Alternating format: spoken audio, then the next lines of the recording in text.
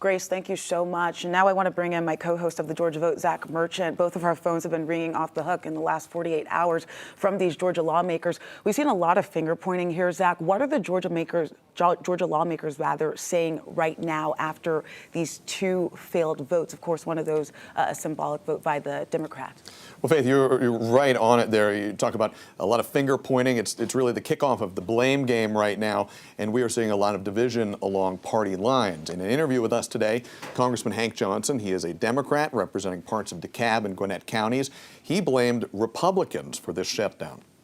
Democrats have been calling for negotiations for months, and Republicans knew that we were coming to this point, but they refused to negotiate. And so this is what we have. This is a Republican shutdown. It's a Trump Republican shutdown.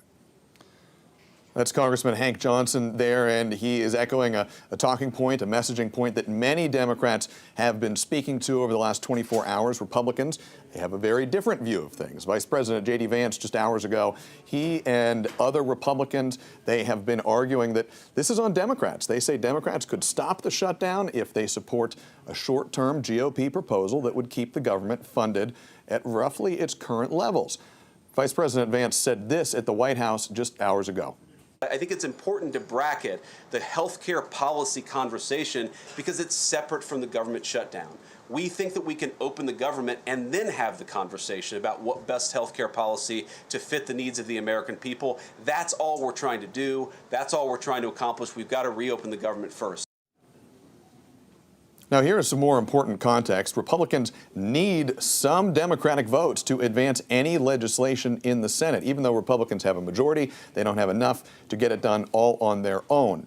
The big question is going to be which side, the Democrats or the Republicans, begins to soften their position first, and how long it might take to reach a deal. Right now, both parties seeming pretty entrenched in their perspectives here, Jennifer. Yeah, Zach, always a lot to unpack with a situation like this. Thank you.